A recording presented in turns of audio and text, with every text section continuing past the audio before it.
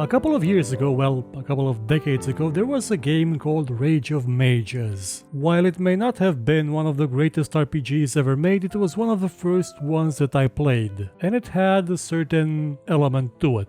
There was a quest, a side quest in a tavern where someone asked you to accompany them to help rid their lands of some, I think they were bats or something like that, or some sort of invader. That quest stuck with me because there was a trick to it. One that I didn't notice because, well, up until then I've been playing games like Doom, some Warcraft 2, having just gotten a PC, well, the kind that has a mouse and an operating system that's not based on, let's spend an hour typing in that program because I have no means of saving it. And before that I had an NES emulator console called the Terminator, which is, by far, the best console ever made. It also happens that I had a red one which turns out were quite rare and I probably shouldn't have given it away about, well, 20 years ago. And the games I played on those systems had several things in common. The one that's relevant to this show is they didn't have that much in the way of subtlety. They were simple and in your face. Nothing complex about them. So when I was playing something like Rage of Mages, I wasn't ready for the game to actually have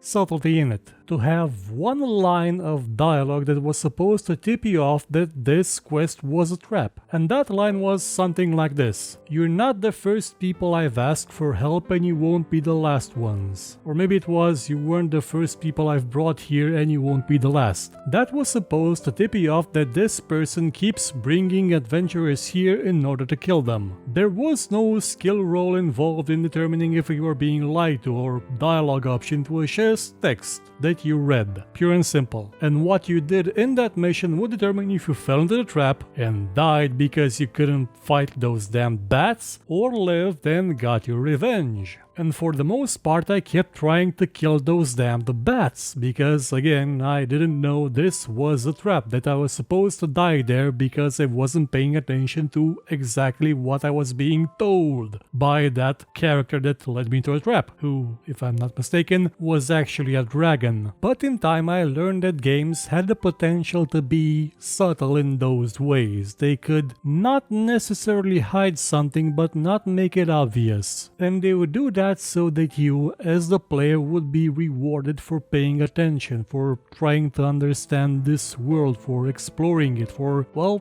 doing what you were supposed to do as a player. And yet a lot of games still fail to actually do that, which is kind of bad because the games that don't have any subtlety to them train us to not look for it, train us to not think that maybe there's something more here beneath the surface. They train us to think of games like you would, I don't know, a Michael Bay movie. Dumb, brainless, with no substance whatsoever. Something that you just look at, go through it, and be done with it. Something that doesn't require any sort of thought, any sort of analysis. And that can be very bad because some games, in order to be enjoyed properly, require you to have that sense of, maybe they are trying to hide something, maybe they're trying to be clever and put one over on me. Some games have those details. For example, in BioShock Infinite, soon after you rescue Elizabeth, you walk around Columbia with her, and at one point, a slight song, comes up in the background. I think it was made with bells or something, and it was "Girls Just Wanna Have Fun," which is a song that had no reason to exist in the 50s or whenever that game took place. But it made perfect sense for it to be there. It actually alluded to what the game was about. You would find more explanations about why it was there further down the line. And if you missed it, you sort of lost a bit of understanding about how that world worked. Namely, they would go through time and just steal stuff. That's why they have plasmids and big daddy-like creatures, because they stole them from other places, other times, and other dimensions. Or just what happens in BioShock 1 with the whole "would you kindly" thing. That's subtlety. That's something that adds flavor to a game the likes of which you just can't replicate with giant explosions and, oh my god, a cinematic of something gigantic of epic proportions going head to head with something giganticer of epicer proportions.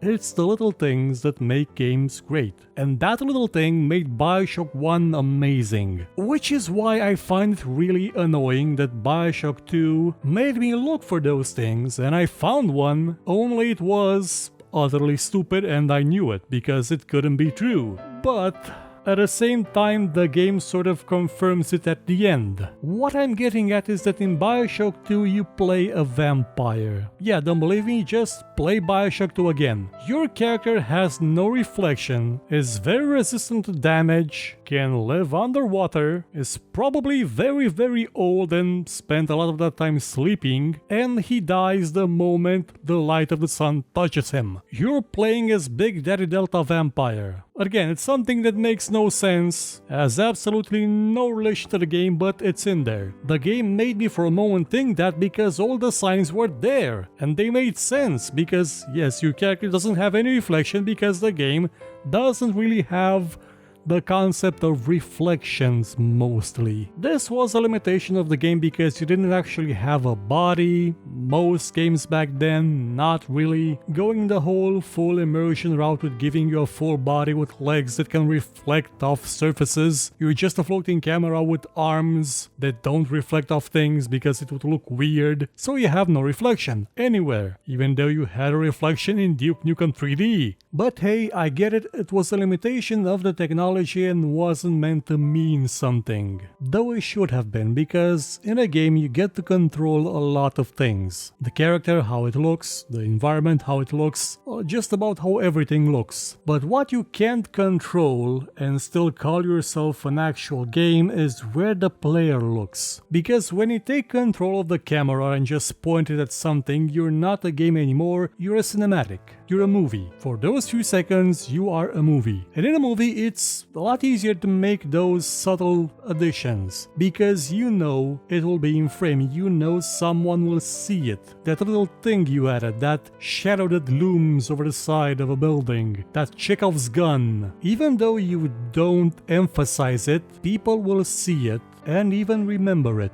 They will understand it. In games, unless you do the same thing, unless you pretend to be a movie for a few seconds, the player may miss that thing entirely like it happened with that BioShock Infinite thing. And this can sometimes lead to frustration for the developer because the players will just miss those little things. And if they miss enough of them, they may not get the game. So some developers, after that little moment of subtlety, they want to make sure you understood it, so they will bash it into your brains repeatedly until you just choke on it. It happens to everyone. It happened to indie games like Gemini Rue, where the whole theme of the game was identity, who you are. Are you just a mind that could be programmed to be anyone, or are you an actual person at your core? It was a very good theme. It was a very interesting game to play up until the end when the villain just bashes the idea into your head again and again, monologuing for what seemed to be a half an hour about the same thing until you just got fed up with him. Okay, I get it.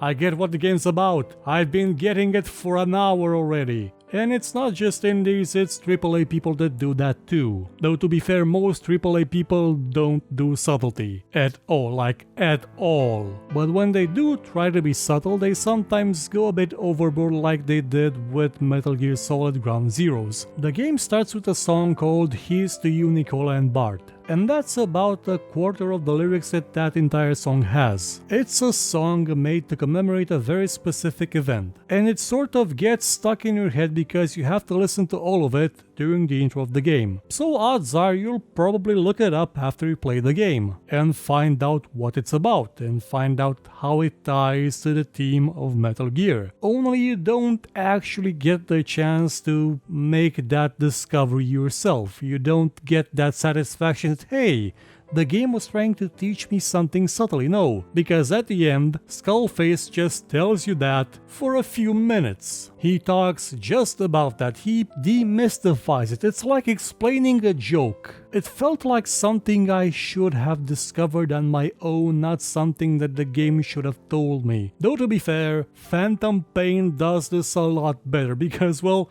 the first song you hear in the game, The Man Who Sold the World by David Bowie, is a cover of the song by David Bowie. It's not sung by him, and the game never emphasizes that.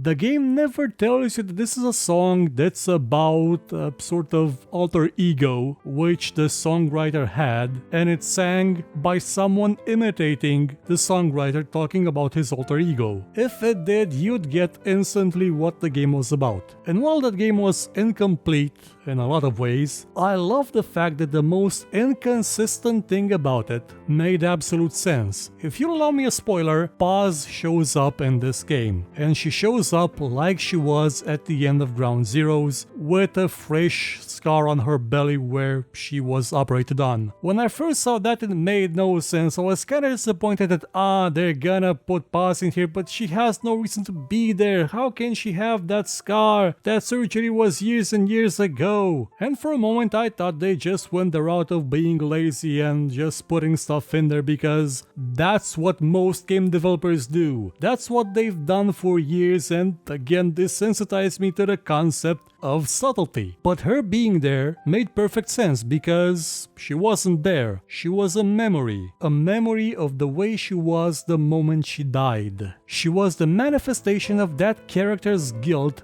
over not being able to save her. And it was by far the best part of that game. And the fact that that part can be completely overlooked if you don't explore Mother Base just made it all the more worthwhile. Now the game did have some other problems, like it telling you at some points to press buttons, like another character telling you to press buttons, even though what I'm getting at is that maybe at some points it was too meta for its own good, especially at the start. Though Kojima has always had a strange meta relationship with his own game because one is in it a lot, and the game often refers to itself as a game, even though it's not about being a game. It's confusing at times and not necessarily in the best of ways. It just seems needless. But still, it's better than most AAA games made today, who can't even get subtlety when it comes to graphics, and just put lens flares on everything and chromatic aberrations and flashing lights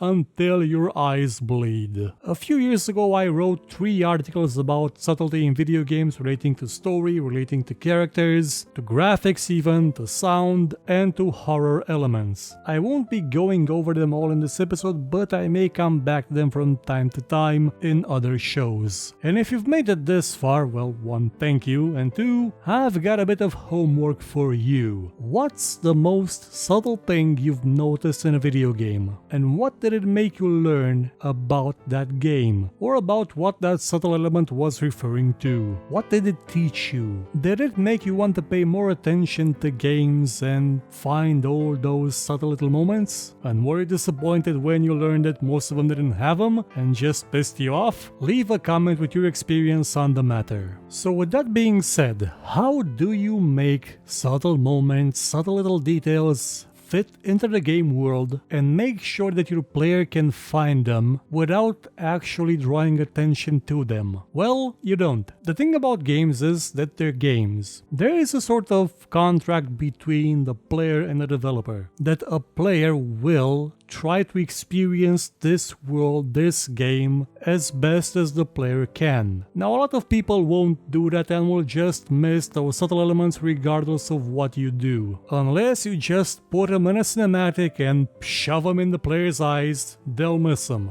And that's okay, because the right players will get them. And they will tell others about them who will hopefully search for them themselves. And that way, maybe they'll learn that games are more than meets the eye. They can have those subtle little elements in them that just make them a joy to play, to explore, to understand.